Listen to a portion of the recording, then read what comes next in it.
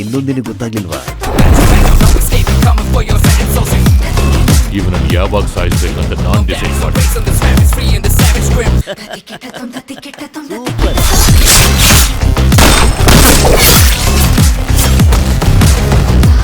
ಬ್ಯಾಡ್ fellow.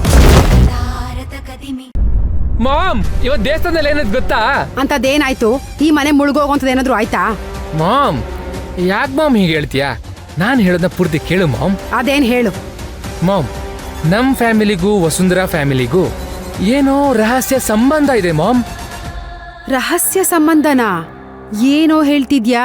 ಹ್ಞೂ ma'am, ಇವತ್ತು ದೇವಸ್ಥಾನಕ್ಕೆ ಹೋಗಿದ್ರಲ್ಲ, ಅಲ್ಲಿ ವಸುಂಧರಾ ಫ್ಯಾಮಿಲಿ ಬಂದಿದ್ರಂತೆ. ಹಾ, ಅವ್ರು ಅಲ್ಲಿ ಬಂದಿರೋದಿಕ್ಕೂ ನೀನು ರಹಸ್ಯ ಸಂಬಂಧ ಅಂತ ಹೇಳ್ತಿರೋದಿಕ್ಕೂ ಏನೋ ಸಂಬಂಧ? ಕಾಗೆ ಮರದ ಮೇಲೆ ಕೂತ್ಕೊಳ್ಳೋದಿಕ್ಕೂ ಆ ಕೊಂಬೆ ಮುರಿದು ಹೋಗೋದಿಕ್ಕೂ ಏನೋ ಸಂಬಂಧ ಇದೆ ಅನ್ನೋ ಹಾಗಾಯ್ತು ನೀನ್ ಹೇಳೋದು. ಕಾಗಕ್ಕ ಗೂಬಕ್ಕನ್ ಕತೆ ಬಿಟ್ಟು ಬೇರೆ ಏನಾದ್ರೂ ಇದ್ರೆ ಹೇಳು. ಮಾಮ್, ನಾನು ಹೇಳೋದನ್ನ ಮೊದಲು ಸರಿಯಾಗಿ ಕೇಳು, ಆಮೇಲೆ ಮಾತಾಡು. ಈ ಫೋನ್ ಆಫ್ ಮಾಡಿ ಇವಾಗ. ಆಯ್ತಪ್ಪ, ಅದೇನ್ ಹೇಳು. ದೇವಸ್ಥಾನದಲ್ಲಿ ವಸುಂಧರಾ ಫ್ಯಾಮಿಲಿ ನೋಡ್ತಿದ್ದಂಗೆ ನಮ್ ಜಾನು ಅಪ್ಸೆಟ್ ಆಗಿ ಹೊರಡೆ ಹೋದ್ಲಂತೆ. ಅವಳನ್ನ ಭೈರವಿ ಸಮಾಧಾನ ಮಾಡಿ ಸೋನಲ್ಲಿನ ಸೈಡಿಗೆ ಕಳಿಸಿ ಇವರಿಬ್ರು ಏನೋ ಸೀಕ್ರೆಟ್ ಆಗಿ ಮಾತಾಡ್ತಿದ್ರಂತೆ ಮಾಮ್. ಹೌದೇನೋ? ಹ್ಞೂ ಮಾಮ್, ಇದೆಲ್ಲ ಕೇಳಿದ್ರೆ ಆ ವಸುಂಧರಾ ಫ್ಯಾಮಿಲಿಗೂ ನಮ್ ಮಾವ ಧರ್ಮೇಂದ್ರ ದಿವಾನ್ಗೂ ಏನೋ ಲಿಂಕ್ ಇದೆ ಅನಿಸ್ತಿಲ್ವಾ?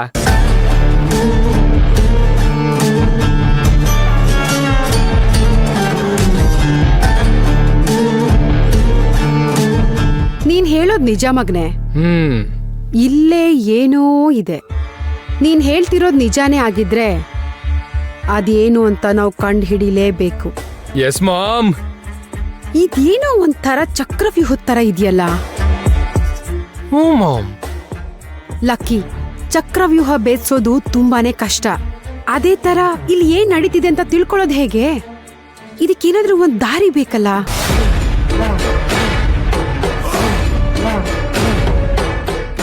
ಹಾ, ಒಂದ್ ದಾರಿ ಇದೆ. ಏನ್ ಮಾಮ್ ಅದು? ಅವತ್ತು ನಿಮ್ ಮಾವ ಮತ್ತೆ ಭೈರವಿ ಒಂದ್ ಹುಡುಗನ್ ಜೊತೆ ಮಾತಾಡ್ತಿದ್ರಲ್ವಾ, ಅದೇ ಬಾಗ್ಲ ಹಾಕೊಂಡು, ನೆನ್ಪಿದ್ಯಾ? ಮಾವ ಮತ್ತೆ ಭೈರವಿ ಜೊತೆನಾ? ಹಾ. ಹ್ಞೂ ಮಾಮ್, ನೆನ್ಪಿದೆ. ಅವನ ಹೆಸರೇನು? ಅವನ ಹೆಸರು ರಾಕೇಶ್. ರಾಕೇಶ್ ಕರೆಕ್ಟ್ ಮಗ್ನೆ. ಅವನ್ನ ವಿಚಾರಿಸಿದ್ರೆ ಇದಕ್ಕೆಲ್ಲ ನಮ್ಗೆ ಉತ್ತರ ಸಿಗುತ್ತೆ. ಯಾಕಂದ್ರೆ ಅವನು ಅವ್ರಿಗೆ ತುಂಬಾ ಹತ್ರದವನು. ಎಸ್ ಮಾಮ್, ನಿನ್ ಗೆಸ್ಸು ಕರೆಕ್ಟ್ ಆಗಿದೆ. ಅವತ್ತು ಬರ್ಡೇ ಪಾರ್ಟಿಲಿ ಭೈರವಿ ಹತ್ರ ಏನೋ ಮಾತಾಡ್ತಿದ್ದ ಅವನು. ಹಾ, ಏನ್ ಮಾಡೋದು ಅಂತ ಯೋಚನೆ ಮಾಡ್ತಾ ಕೂತ್ಕೊಳ್ಳೋ ಬದಲು ಮೊದ್ಲು ಇದನ್ನ ಹೇಗ್ ತಿಳ್ಕೊಳ್ಳೋದು ಅಂತ ಯೋಚನೆ ಮಾಡು. ಇದನ್ನ ಮಾಡಿದ್ರೆ ನಿನ್ನ ಅರ್ಧ ಕೆಲ್ಸ ಮುಗ್ದ ಹಾಗೆ. ಎಸ್ ಮಾಮ್, ನಿನ್ನ ಆಜ್ಞೆಯನ್ನು ಶಿರಸಾ ಪಾಲಿಸುತ್ತೇನೆ. ಈ ತರ್ಲೆ ಬುದ್ಧಿನ ಬಿಟ್ಟು ಮೊದ್ಲು ಸ್ವಲ್ಪ ಸೀರಿಯಸ್ ಆಗಿ ಕೆಲ್ಸ ಮಾಡು. ಆದಷ್ಟು ಬೇಗ ರಾಕೇಶ್ನ ವಿಚಾರಿಸ್ಕೋತೀನಿ. ಸೂಪರ್ ಮಾಮ್ ನೀನು. ಎಸ್.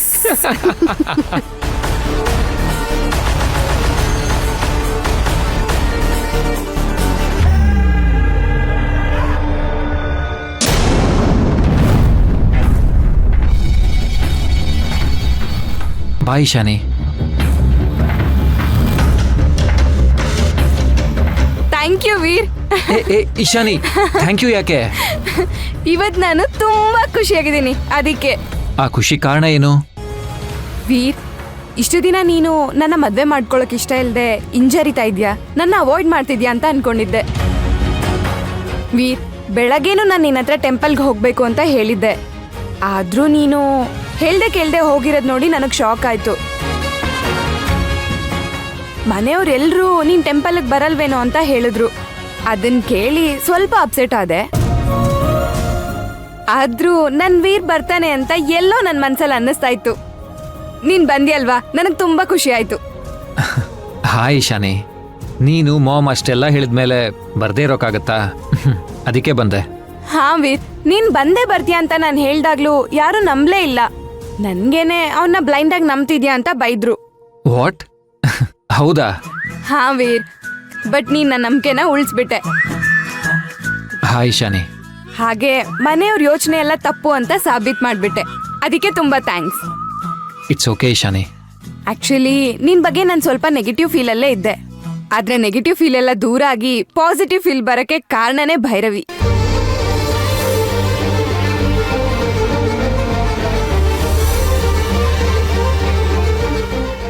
ಇಶಾನಿ ಏನಂದೆ ನೀನು? ಹಾ ವೀರ್, ಇನ್ವಿಟೇಷನ್ ಕಾರ್ಡ್ ತೋರ್ಸೋಣ ಅಂತ ನಾನು ನಿನ್ನ ಆಫೀಸಿಗೆ ಬಂದಿದ್ದೆ. ಅವಾಗ ನೀನ್ ಆಫೀಸಲ್ಲಿ ಇರ್ಲಿಲ್ಲ. ನನಗ್ ತುಂಬಾ ಅಪ್ಸೆಟ್ ಆಗಿತ್ತು. ಅವಾಗ ಭೈರವಿ ಆಫೀಸಿಗೆ ಬಂದಿದ್ಲು. ಓಕೆ. ಆಫೀಸಿಗೆ ಬಂದ್ ಭೈರವಿ ನೀನ್ ಯಾಕೆ ಬೇಜಾರಲ್ಲಿದ್ದೆ ಅಂತ ಕೇಳಿದ್ಲು. ಅವಳ ಹತ್ರ ಎಲ್ಲಾನು ಹೇಳ್ದೆ. ಅವಳು ಹೇಳಿದ ಮಾತಿಗೆ ನನ್ ಮನ್ಸ್ ಚೇಂಜ್ ಆಯ್ತು. ಅಂಥದ್ದೇನಂದು ಭೈರವಿ? ಭೈರವಿ ನಿನ್ ಬಗ್ಗೆ ಪಾಸಿಟಿವ್ ಆಗಿ ಮಾತಾಡಿ ನನ್ ಮನ್ಸಲ್ಲಿದ್ದ ಡೌಟ್ಸ್ ಕ್ವಶನ್ಸ್ಗೆಲ್ಲ ಆನ್ಸರ್ ಸಿಗೋ ಹಾಗೆ ಮಾಡಿದ್ಲು. ಅವಳ ಮಾತ್ ಕೇಳಿದ್ರೆ ನಾವ್ ಎಷ್ಟೇ ಅಪ್ಸೆಟ್ ಆಗಿದ್ರು ಚಿಯರ್ ಅಪ್ ಆಗ್ಬಿಡ್ಬೇಕು, ಹಾಗಿರುತ್ತೆ. ಹೌದಾ? ಹಾ ವೀರ್, ಎಲ್ಲದಕ್ಕಿನ್ನ ಪ್ರೀತಿನೇ ಮುಖ್ಯ ಆಗಿದ್ರು ನಿನ್ ಕೆಲ್ಸಕ್ ಜಾಸ್ತಿ ಇಂಪಾರ್ಟೆನ್ಸ್ ಕೊಡೋದ್ರಿಂದ ನಾನು ನಿನ್ನನ್ನ ಅದೇ ತರ ಅರ್ಥ ಮಾಡ್ಕೊಂಡು ಮುಂದುವರಿಬೇಕು ಅಂತ ಹೇಳಿದ್ಲು. ಅವಾಗ್ಲೇ ನಮ್ಮಿಬ್ರು ಮಧ್ಯೆ ಮಿಸ್ಅಂಡರ್ಸ್ಟ್ಯಾಂಡಿಂಗ್ ಬರೋದಿಲ್ಲ. ನನ್ಗೂ ಅವಳು ಹೇಳಿದ್ ಸರಿ ಅಂತ ಅನ್ನಿಸ್ತು. ಭೈರವಿ ನನ್ ಬಗ್ಗೆ ನಿನ್ನ ಹತ್ರ ಇಷ್ಟೆಲ್ಲ ಹೇಳದ್ಲಾ? ಹಾ ವೀರ್, ಕದಡಿರೋ ಮನ್ಸು ಹೇಗ್ ಸರಿ ಮಾಡ್ಬೇಕು ಅನ್ನೋದು ಭೈರವಿಗ್ ಚೆನ್ನಾಗ್ ಗೊತ್ತು. ಇಂಥವ್ರು ನಮ್ ಸುತ್ತಮುತ್ತ ಇದ್ರೆ ಎಷ್ಟು ಒಳ್ಳೇದಲ್ವಾ? ಅಲ್ಲ ಭೈರವಿ, ನಾನ್ ನಿನ್ನ ಹತ್ರ ಬಂದು ನನ್ ಲವ್ ಪ್ರಪೋಸ್ ಮಾಡೋಣ ಅಂತ ಇದ್ರೆ ನೀನು ಇಶಾನಿ ಮತ್ತೆ ನನ್ನ ನಡುವಿನ ಸಂಬಂಧನ ಪ್ಯಾಚಪ್ ಮಾಡಿ ಕಳ್ಸಿದ್ಯಲ್ಲ. ವೀರ್, ಹಾ ಇಶಾನಿ, ನೀನ್ ಹೇಳು. ನಾನು ಅವಳ ಹತ್ರ ಏನಾದ್ರೂ ಮಾತಾಡ್ದೆ, ಅವಳ ಹತ್ರ ಫೀಲಿಂಗ್ಸ್ ಶೇರ್ ಮಾಡ್ಕೊಳ್ದೆ ಹೋಗಿದ್ರೆ ನನ್ ಮನ್ಸು ಹಾಗೇ ಇರ್ತಿತ್ತೋ ಏನೋ. ಅಂಡ್ ಚಿಕ್ಕ ವಿಷಯಗಳನ್ನ ಹಾಗೆ ಟ್ರೀಟ್ ಮಾಡ್ಬೇಕಲ್ವಾ? ಹಾ ಇಶಾನಿ. ನಮ್ ಜೀವನದ ಖುಷಿನ ಕಂಡ್ಕೊಳ್ಳೋರು ನಾವೇ ಅಂತ ನನಗೆ ಅರ್ಥ ಆಯ್ತು. ನಾವ್ ಪ್ರೀತಿಸೋರ್ ಬಗ್ಗೆ ನಮಗ್ ನಂಬಿಕೆ ಇದ್ರೆ ನಮ್ ಸಂಬಂಧ ತುಂಬಾ ಚೆನ್ನಾಗಿರುತ್ತೆ. ಇದು ನನಗೆ ಅರ್ಥ ಆಗಿದ್ದು ಭೈರವಿಯಿಂದ. ಸೊ ನಾನ್ ಡಿಸೈಡ್ ಮಾಡ್ದೆ ನಮ್ಮ ಮಧ್ಯ ಏನೇ ಆದ್ರೂ ಕೋಪಕ್ಕೆ ಪ್ಲೇಸ್ ಕೊಡ್ಬಾರ್ದು ಅಂತ. ಎಲ್ಲ ತನ್ನಷ್ಟಕ್ಕೆ ತಾನೇ ಸರಿ ಹೋಗುತ್ತೆ. ಕರೆಕ್ಟ್. ಸೊ ಇವಾಗ ನನ್ಗೆ ನಿನ್ ಮೇಲೆ ಮೊದ್ಲಿಗಿನ್ನ ಪ್ರೀತಿ ಜಾಸ್ತಿ ಆಗಿದೆ. ಹಾ, ಭೈರವಿ ಬೇರೆ ಏನ್ ಹೇಳಿದ್ಲು? ಅಲ್ಲ ವೀರ್, ನನ್ ಫೀಲಿಂಗ್ಸ್ ನಿನ್ನ ಹತ್ರ ಹೇಳ್ಕೊತಿದ್ರೆ ನೀನ್ ಭೈರವಿ ಬಗ್ಗೆ ವಿಚಾರಿಸ್ತಾ ಇದೆಯಲ್ಲ. ಅದು ಹಾಗಲ್ಲ ಇಶಾನಿ. ಭೈರವಿ ನನ್ ಬಗ್ಗೆ ಬೇರೆ ಏನ್ ಹೇಳಿದ್ಲು ಅಂತ ಕೇಳ್ದೆ ಅಷ್ಟೇ. ಅವಳ ಮಾತು ನಾನ್ ಹೇಳೋದಲ್ಲ, ನೀನೇ ಕೇಳ್ಬೇಕು. ನಿನ್ನಲ್ಲಿ ಪಾಸಿಟಿವಿಟಿನೂ ಜಾಸ್ತಿ ಆಗುತ್ತೆ, ಮೈಂಡ್ ಫ್ರೀ ಆಗುತ್ತೆ. ಓ ಹೌದಾ? ಓಕೆ. ಇನ್ನ ನಮ್ಮ ಎಂಗೇಜ್ಮೆಂಟ್ಗೆ ಜಾಸ್ತಿ ದಿನ ಇಲ್ಲ, 12 ದಿನ ಅಷ್ಟೇ ಇರೋದು. ಸೊ ಎಷ್ಟೆಲ್ಲ ಪ್ರಿಪ್ರೇಷನ್ಸ್ ಆಗ್ಬೇಕು, ನೀನ್ ಅದ್ರ ಬಗ್ಗೆ ಗಮನ ಕೊಡುವಿ. ಹೌದಲ್ವಾ? ಸರಿ, ಓಕೆ. ನನ್ಗಂತೂ ಟೈಮ್ ಸಾಕಾಗತ್ತೋ ಇಲ್ವೋ, ಆದಷ್ಟು ಬೇಗ ನಾನು ಎಲ್ಲಾನು ರೆಡಿ ಮಾಡ್ಕೋಬೇಕು. ಸರಿ, ನಾನು ಬರ್ತೀನಿ. ಇನ್ವಿಟೇಷನ್ ಕಾರ್ಡ್ಸ್ನ ನನ್ನ ಫ್ರೆಂಡ್ಸಿಗೆ ಕಳಿಸ್ಬೇಕು.